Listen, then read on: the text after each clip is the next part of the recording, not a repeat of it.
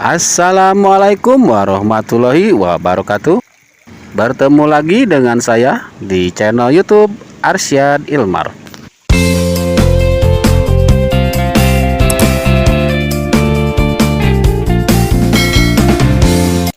Salam lestari. Pada video kali ini saya akan menunjukkan, kali ini bukan tentang ikan wader teman-teman, yaitu tentang spesifikasi kolamnya beserta peralatannya. Video ini adalah request dari Wadermania yang sudah komen ke channel saya. Terima kasih masukannya atau komentarnya. Lanjut teman-teman, saya akan bahas untuk ketiga kolam saya ya teman-teman, yaitu yang pertama kolam indukan, yang kedua kolam pemijahan, dan yang ketiga kolam pembesaran. Kita akan bahas yang pertama, yaitu kolam indukan. Seperti ini teman-teman kolamnya, dan ini isi kolamnya, yaitu berupa indukan wader. Ini jumlahnya lumayan banyak teman-teman, ikannya ada sekitar 150 ekor. Untuk ukuran kolam indukan yaitu panjangnya 2 meter, lebar 1 meter, dan tinggi 0,5 meter atau 50 cm. Untuk kolam terpal ini saya beli di online shop teman-teman. Ini seharga Rp70.000.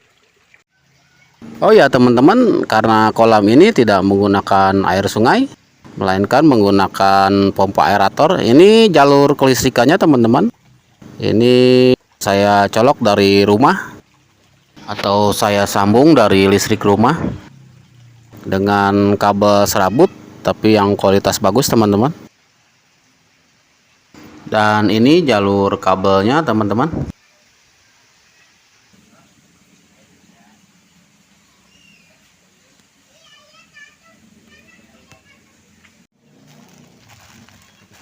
Kalau yang ini adalah terminal teman-teman, atau colokan listrik. Ini fungsinya untuk menyalakan lampu atau memasang lampu. Bisa juga untuk memasang tambahan pompa sewaktu pengemasan atau packing bibit wader. Dan ini jalur kabel yang menuju ke 3 kolam. Seperti ini penampakannya.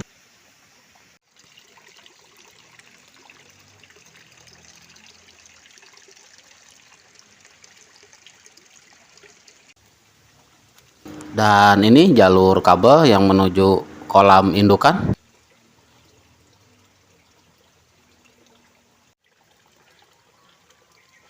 Lanjut lagi teman-teman, kita bahas ke kolam indukan lagi. Tadi untuk ukuran kolam sudah saya sebutkan.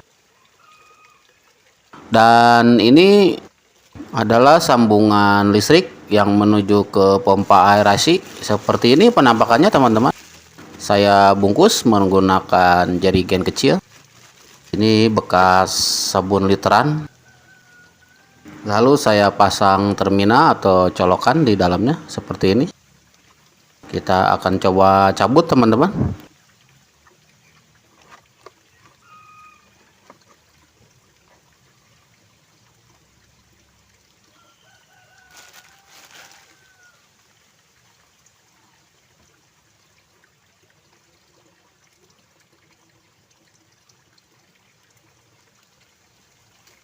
Yang ini kabel menuju pompa teman-teman, atau kabel pompa aerasi. Kita akan perlihatkan pompanya seperti apa.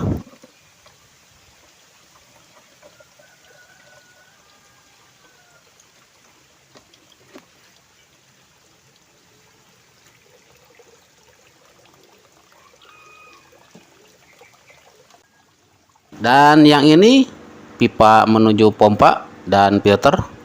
Ini namanya pipa bening yang biasa kita jumpai di akuarium.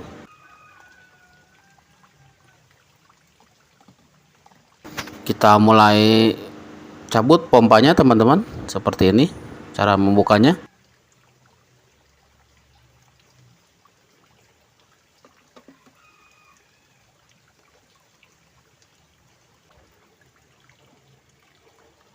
Ini dia penampakan pompanya teman-teman. Ini bukan kotoran ya teman-teman, ini adalah lumut, menandakan airnya sudah bagus. Saya akan bersihkan supaya terlihat tulisannya oleh teman-teman. Ini berukuran 25 watt. Ini pompanya lumayan besar teman-teman.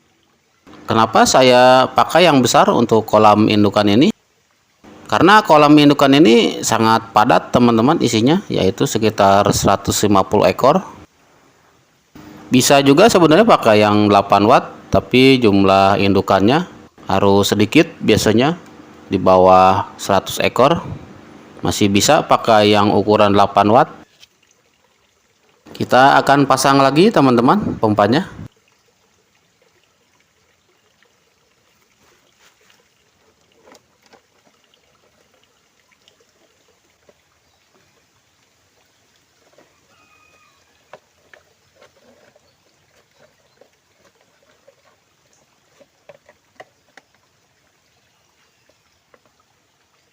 Jangan lupa dipastikan colokannya kering teman-teman, supaya tidak nyetrum. Ada tips juga teman-teman, kalau kita main listrik seperti ini, diusahakan kita pakai alas kaki, karena badan kita penghantar listrik yang baik. Kalau kita tidak pakai alas kaki, maka akan fatal walaupun strumnya tidak terlalu besar.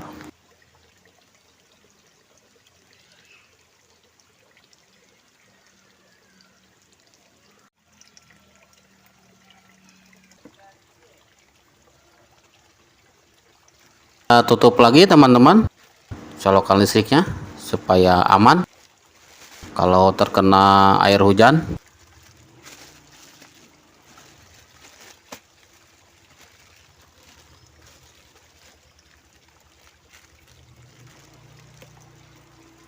Dan jangan lupa diikat.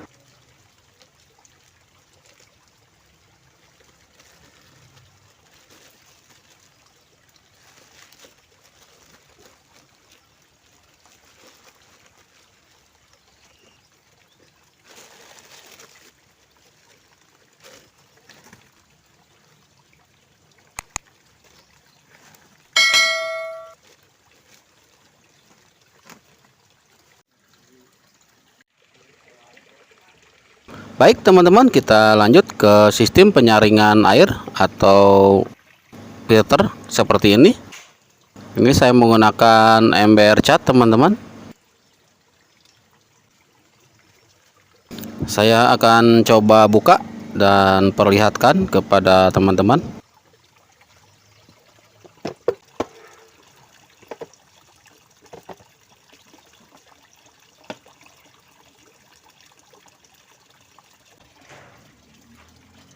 Ini dia penampakannya teman-teman. Ini yang paling atas batu bata untuk penahan supaya tidak naik filternya atau medianya. Ini yang paling atas namanya biobol teman-teman. Ini fungsinya untuk sarang bakteri atau plankton. Biasanya ini ada di kolam-kolam ikan hias teman-teman. Dan yang ini keran pembuangan teman-teman. Ini fungsinya untuk membuang air kotor yang berada di bawah filter. Jadi ini untuk membuang endapan teman-teman, endapan kotoran. Jadi sekitar sehari sekali ini saya buang airnya. Jangan terlalu banyak membuangnya, sedikit saja. Dan untuk lebih jelas isi media filternya seperti apa, ini dia teman-teman penampakannya. Dan ini ember filternya. Membuatnya seperti ini teman-teman. Ini saya lubangi dan saya kasih setip supaya tidak bocor. Dan yang ini posisinya ada di bawah, yaitu ini untuk menahan media filter. Ini saya buat dari plastik bekas lemari teman-teman. Saya bulatkan, saya bentuk seperti ini supaya muat di ember.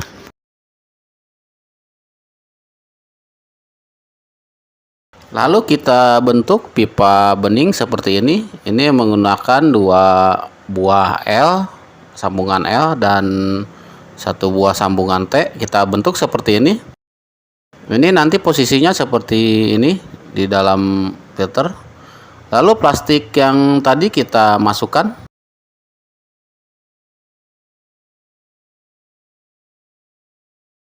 Ini nanti posisinya di bawah, teman-teman. Kita masukkan ke ember filternya. Kenapa harus dibentuk seperti ini filternya, teman-teman? Jadi kalau dibentuk seperti ini, nanti air dari pompa menuju ke kolam jadi besar, teman-teman. Istilahnya ini jadi sistem jet, teman-teman. Jadi air berputar di dalam dan keluarnya menjadi besar, teman-teman. Jadi sistem penyaringannya dari bawah ya, teman-teman, bukan dari atas. Jadi air datang dari bawah lalu disaring oleh media filter. Lanjut kita bahas ke media filternya, teman-teman. Seperti ini media filternya. Ini yang pertama saya pakai ijuk, kapas filter untuk akuarium, batu zeolit yang berbentuk kerikil, dan yang terakhir arang, teman-teman. Untuk batu bata hanya sebagai penahan saja supaya media filternya tidak naik karena tekanannya sangat besar, teman-teman, dari bawah. Kenapa harus pakai filter seperti ini, teman-teman? Karena ini kolam budidaya atau kolam pengembang biakan, teman-teman. Jadi ikannya harus benar-benar sehat dan mau bertelur di kolam ini. Kalau untuk sekedar pelihara saja, bisa saja, teman-teman, tidak pakai filter seperti ini. Lanjut kita pasang medianya, teman-teman. Ini yang di bawah sudah saya pasang ijuk, teman-teman. Lalu yang kedua kita berikan batu zeolit berbentuk kerikil seperti ini. Ini saya beri wadah atau alas dari waring hijau supaya untuk memudahkan pembersihan atau pencucian kembali, teman-teman. Lalu kita padatkan supaya tidak ada celah, teman-teman.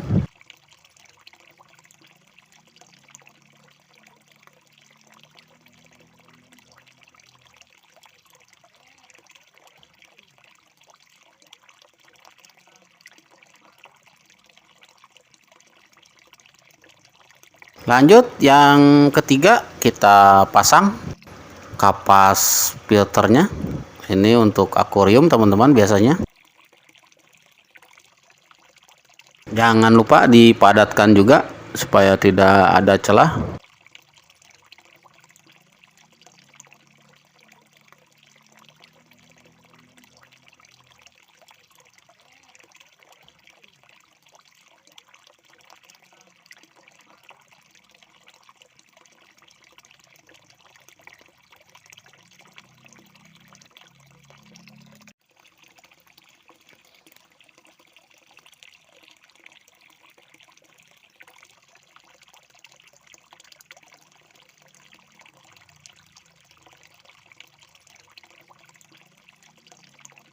Lalu kita pasang penahan, teman-teman, batu bata seperti ini supaya medianya tidak naik.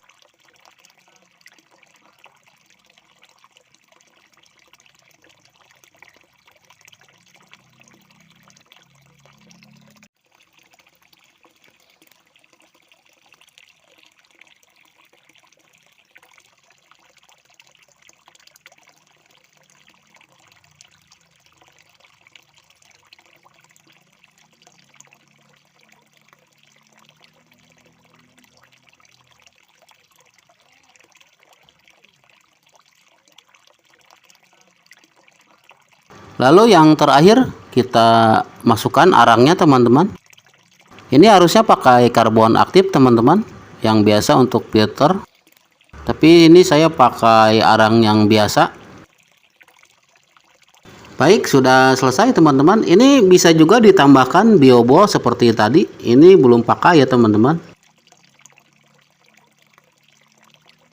Dan jangan lupa tutupnya dilubangi juga, teman-teman.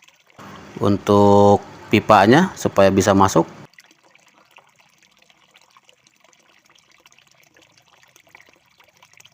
Baik, sudah selesai untuk pembahasan kolam indukan.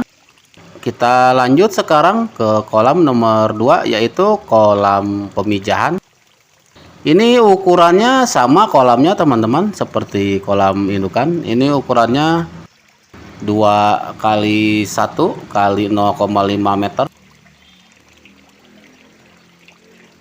Ini tidak akan saya bongkar pompanya karena ini saya sedang memijahkan teman-teman, dan seperti ini proses pemijahannya.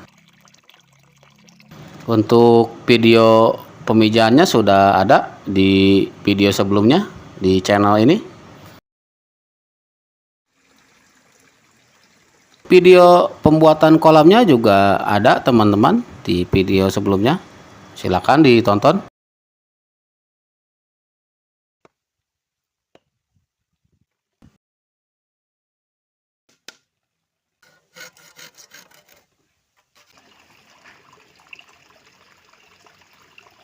Dan ini sistem pompa aerasinya teman-teman. Ini saya menggunakan pompa yang 8 watt. Sama seperti kolam pembesaran. Tidak akan saya buka pompanya karena ini sedang memijahkan. Takut ikannya gagal bertelur.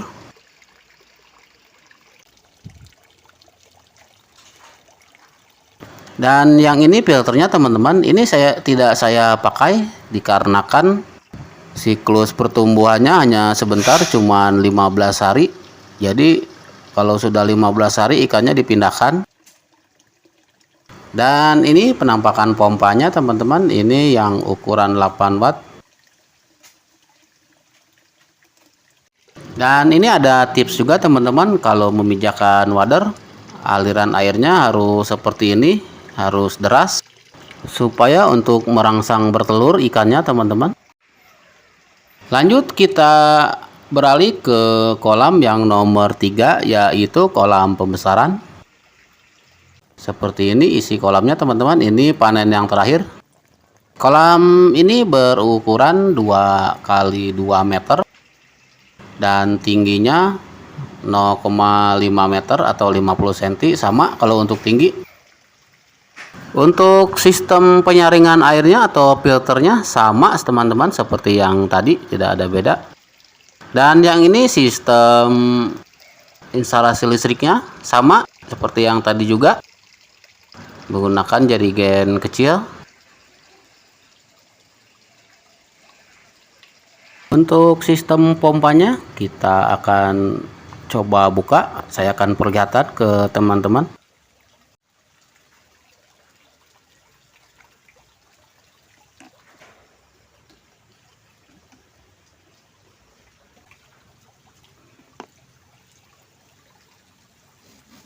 Sistem pipanya juga sama teman-teman, menggunakan pipa bening.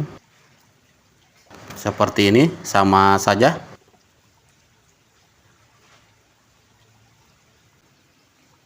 Dan ini dia teman-teman penampakan pompanya.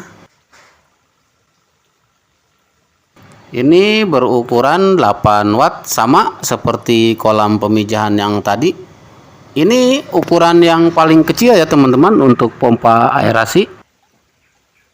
Jadi untuk kolam wader tidak usah pakai yang besar, cukup pakai yang kecil saja. Itulah kelebihannya.